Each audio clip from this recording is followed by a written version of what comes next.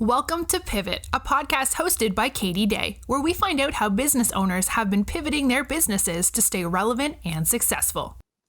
Hey guys, what's going on? Katie Day with the Moving to Texas team at Coldwell Banker here in Houston, Texas, here with another episode of the Pivot podcast. Today I'm joined by Meg Ellis, who is here in Houston. We met, now a few years back when she was a cycle instructor at a local studio here. And I always used to really enjoy your rides because of her fire playlist selection and musical tastes. I feel like, one day it would be like Taylor Swift and Lady Gaga, and the next day it would be like Lil Wayne and, Meek Mill or something crazy like that. So what's going on, Meg? How are you today?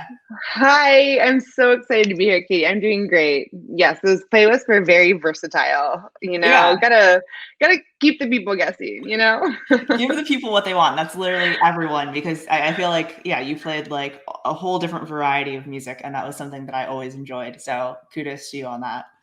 Yeah, those are the days. So for those that don't know you, I guess give us a little background about you, and obviously you've been involved in the fitness industry for a while, and just kind of, I wouldn't say your life story, but a little bit of a bio. Yeah, I'll keep it brief. So as Katie mentioned, I still am a cycle instructor. I teach a couple formats of fitness. I teach at Soul Cycle now. I think you and I had met 2 studios ago. And I also teach Legree. So I am very still involved in the fitness world. Let's see, what else do I do? I kind of have my hands in a lot of things, but one of my main things that I'm focusing on right now is consulting for entrepreneurs. It started as a fitness thing because I was very involved in the fitness industry, and it started just pretty organically, just helping friends who wanted to become fitness instructors, and it's just morphed into something like way big, which is amazing. But so I spend a lot of my time doing the consulting, and then of course still doing the fitness, and been in Houston for about 6 years. I'm originally from Pennsylvania, so very happy to be down in the southern states as winter approaches. So very happy. I actually talked to someone earlier this week, that was from Houston, had moved around some, but they were currently in Pittsburgh. And oh my gosh, I'm no sitting way. here in like a t-shirt and probably shorts, while I'm talking to her, and she's wearing, like, you can tell, like a thick sweat, like you can tell when a sweater's thick. Oh yeah. And a scarf, and she was inside her home.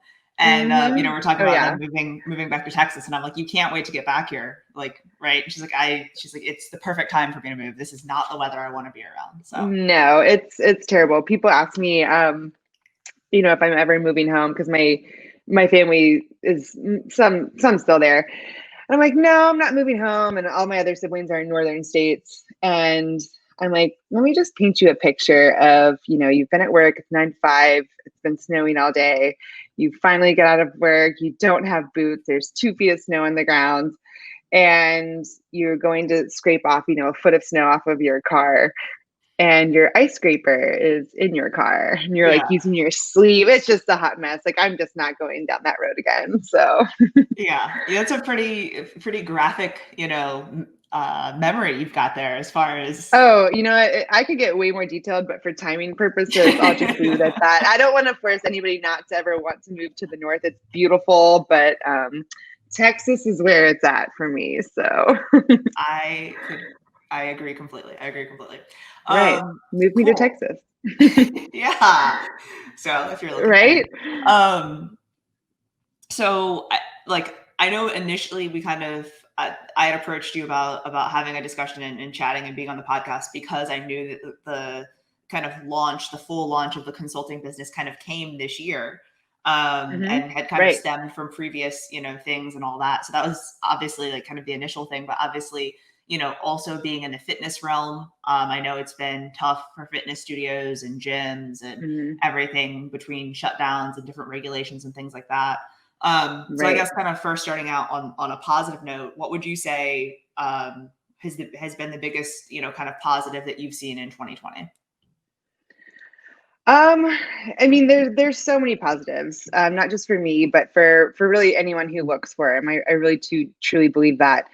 It's all about perspective, I think being in fitness full time, when everything shut down in March, I was out of work completely for 2 months. No studio was opening up anywhere. And there was really very limited options. I think one of the biggest positives from that was using that downtime to really focus on working for myself. I had started a networking company for fitness professionals about 2 years ago. And it was a little bit of this, a little bit of that, but when you're teaching so many classes per week at so many different studios, and there had been a couple of job transitions in the middle, you're kind of hopping around and you don't realize that you're doing so many things for other businesses, not yourself. So when that all came to a halt, you really forces yourself to focus on yourself. So I really dug into what I was doing with my own networking turned consulting company, and really was able to expand that with just time and focus on self was the biggest positive that has come from that. And as the city reopens and you go back to work and I'm back to teaching fitness, I have a much better sense of boundaries and balance for, working for other people, paying the bills, that kind of thing, but also developing my baby, what's my own business. Yeah. So lots of positives. Well, and the title of the podcast is Pivot, right? So everything has been like, hey, how businesses and individuals kind of had to just switch, their business models and things like that. And one thing that I think when we initially met, you weren't even in fitness full time. It was kind of just like side gig, and all that. I know. So you've had plenty of change in your life. So many pivots.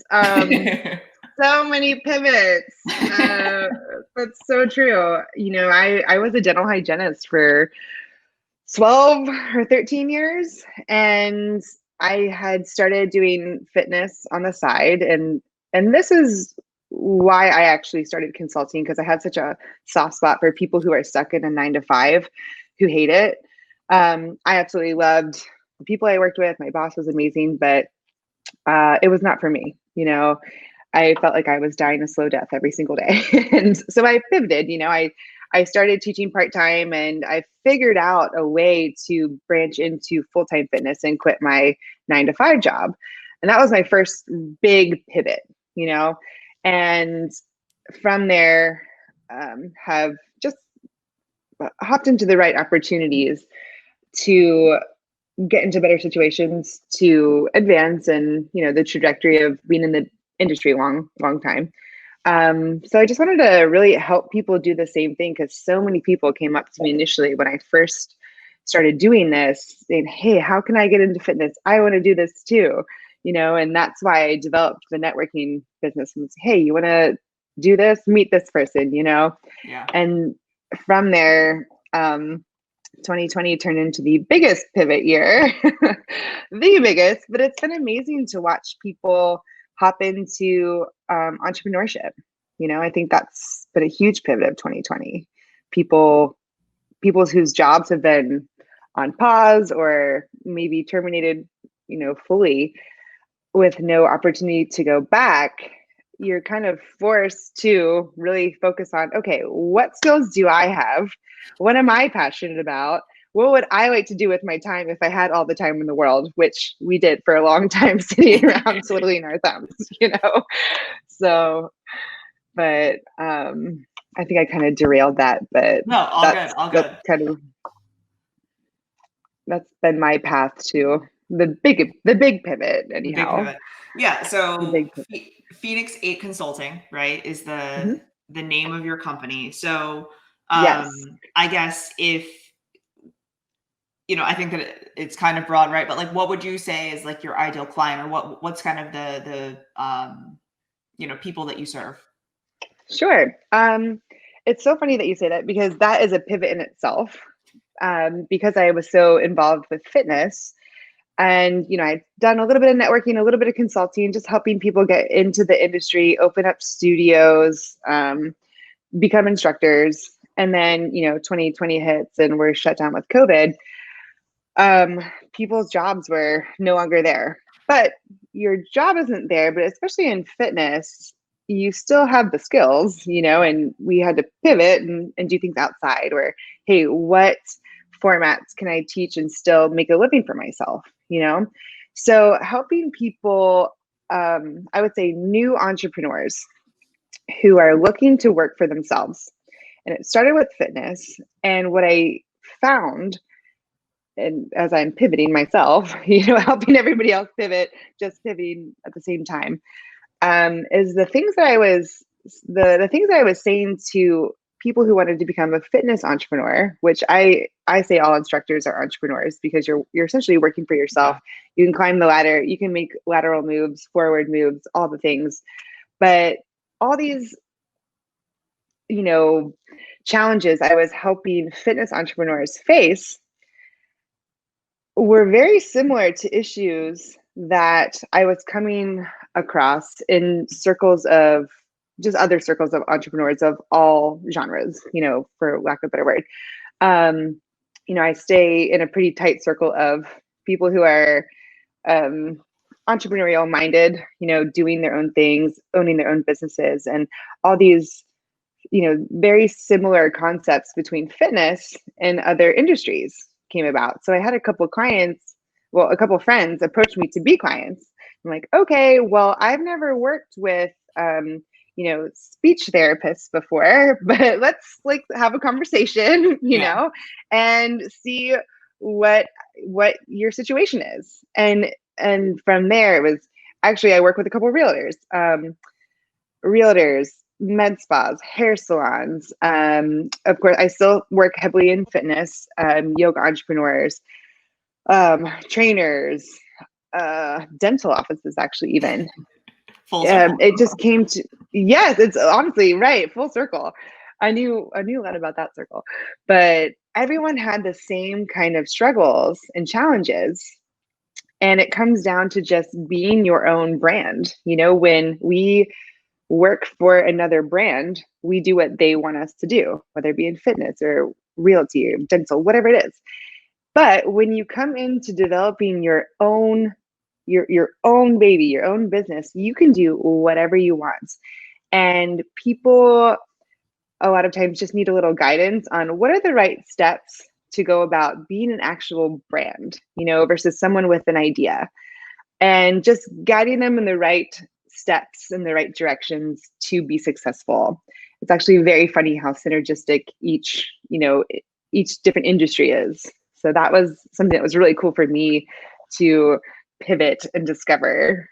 So, and I've been learning a lot too, because I don't know much about, a lot of these. I don't know much about realty. I don't know much about 501c3s, even just every industry you could possibly think of. It's been awesome.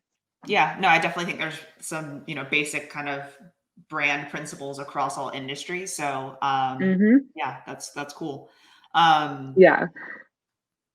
Good deal. What, I guess, what advice would you give someone that's looking to start a business, that, you wish you would have known then? Right. Like if you were starting a business today, if you could go back in time. If only I had a magic crystal ball, right? Yes. I think there's a lot of pressure when it comes to doing something for your own, because you're no longer abiding by somebody else's rules. You can do whatever you want. And that open book can be really overwhelming and scary and quite daunting to someone who's never done that before. And I think people think they need to know all of the answers to make a move. And I am a firm believer in that is not the case. It's never too late to change your mind is one of my favorite mantras of all time. You don't need to know all of the answers to start. Actually, very few things in life actually require knowing all of the answers. So if you have a glimpse of something, head towards it, research it, look it up. Here's a pivot thought. Almost everything is on Google. Almost everything you could ever want is on Google. And I think the biggest piece of advice that I could give is get a coach get a consultant, get a mentor even, and have somebody help you. You know, people don't ask for help enough. And I'm including myself in that, where we think we have to know all of the answers and we get stuck. And I don't know why, but we don't want to ask for help because no, this is our own thing. We should know the answers. No, ask for help. One thing that helped me a lot, because I had the time, because I wasn't teaching fitness at the beginning of quarantine, I hired a business coach, and mind blown. You know, it would have taken me 10 years and 3 circles, you know, of doing this over and over and over again. Versus if you hire a coach or get a mentor or consultant, to someone who can show you the ropes, you're going to save yourself a lot of time and a lot of money. Yeah, I 1,000% agree. We when we started our real estate team, we hired a coach, and we still, you know, there are still some mistakes. And if she's listening, our first coach, like, you know, that she's like, hey, go right. And we're like, we're going to go left though. And she's like, you need to go right. And we're like, no, we're going to go this way. And then we're like, you know, we get back to that point. Yeah. We should have gone right. You were correct, you know? Yeah, you were right. Yeah. So I know. So that resonates with me on like a cellular level. You know, I felt that one. Like, oh, that cut deep. Yeah, I felt that. But yeah, I mean, I think that it's so beneficial to have that kind of learning from other people's mistakes, you know, because I mean, we've made plenty of our own, but you know, yeah. And there's so many people out there who want to help. You know, we need to, you know, one thing that I have learned about myself with all this time of self-reflection is I don't like to accept help. I will go out of my way. If someone has even offered to help me, I'm like, no, it's okay. And I don't know why I do that, but it's like, no, accept people's help. It is a gift that they are trying to give you. Please take it. And then if you want to pass it on to somebody else, then do that, you know, pay it forward. But accept people's help is the biggest piece of advice. Seek it out, find a good fit for you. And you'll save yourself so much time and frustration. I agree completely. For sure. Yeah. Mm-hmm. Yeah. Cool. So as far as, is there anything else you want to add either about, like your consulting company or anything like that we didn't already touch on? Well, I mean, branding is definitely something that, we specialize in. It's been actually really cool. I do a lot of the work myself, and I have a couple, you know, hired members who help me. And, so we help people with branding, whether, you know, any industry. I'm still heavily involved with fitness, but actually one thing that I'm super excited to take on is I'll be getting my coaching certification. So it'll, again, another pivot as things, I would say, here's the last piece of advice too. Don't be afraid to pivot. You know, if something is telling you to go in a direction, you know, you always think like, oh, I finally figured it out. Here I am. I'm a consultant now. Well, I've been doing this for 6 months now. And guess what? Now I'm going to be consultant coaching, you know? So as life throws you curves, just go with it. You know, if you feel like you're forcing it, don't do it. You know, if there's resistance, don't do it. But if life is guiding you in a direction, just go with the pivot, you know? So that's kind of where I'm at now, where I'll actually be getting, I'm super into the Enneagram. Do you know what that is?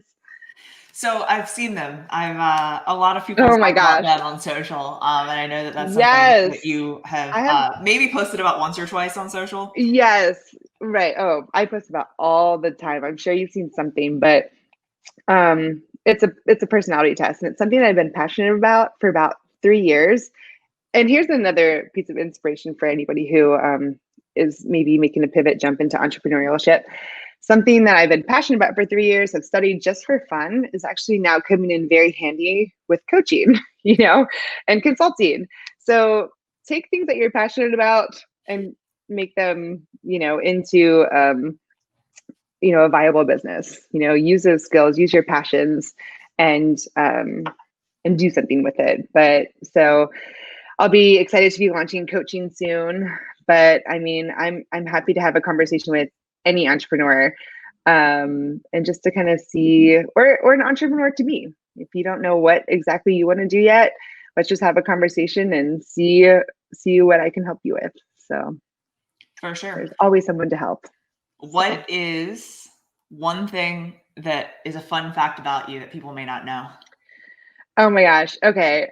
I was thinking hard about this one, and I'm pretty sure some people know this, but um I was gonna keep it themed because Thanksgiving is tomorrow. And um I'm not a big Thanksgiving person. I don't really like a lot of the sides. I like turkey, but my absolute favorite part of Thanksgiving meal is the canned cranberries that come out of the can, still shaped like the can. Like Okay. I will bring my own because I want to eat a whole thing just for me. I don't want to share. I actually did know this about you because I remember a few years back, everyone brought them in to the studio. Oh my gosh. And Yes. you had a count that day. Like it was, Yes. either Thursday morning or like Wednesday. It was like, just a pyramid of I think I had like 56 cans of cranberries. I donated them. I did keep some for myself, but I donated most of them. But yeah, that's like a weird fact, but I guess that's the cat's out of the bag. Now everybody knows I really love canned cranberries, but I also agree with that. Like there are some things, I really enjoy like a fancy meal. I love going out to like, awesome restaurants and stuff, but like for Thanksgiving, I always make sure that there's canned cranberry, the gel, not the cranberries. Just what you're saying. Yes, and also, like if it's not shaped like the can, I don't want it. No. And then also stovetop stuffing is like my jam. Oh my God. I'm not a stuffing person. I wish I was, but I don't know. But yeah, it's the simple things in life, Yeah. Well, on that note, if someone is looking to connect with you to discuss different types of cranberry or perhaps, consulting or things like that, where can they connect with you on social media? So Phoenix 8 Consulting, the Instagram page is just Let's Create Your Fate. So that's our little tagline, create your fate. So let's create your fate. Personally, my Instagram, which is much less professional, more crop toppy, but it is a real live mermaid because of the red hair, But, So either way, I'd love to connect with people and just see what they're doing and see how I can help them. Perfect. Well, I appreciate your time today. It was fun catching up, and this was fun. It was so good catching up. It's been awesome to see you do this. Cool. Well, I appreciate your time, and hopefully I'll drag myself away from my Peloton and get into the studio soon. I know. You got to get in there at some point in time for sure. For sure. So would love to have you. Thank you much. Of course. I'll talk to you later. Of course. Have a great day. Thanks for listening to this week's episode of Pivot. Be sure to subscribe so you don't miss an episode and follow Katie on social media at MoveMe2TX to stay up to date in all things real estate.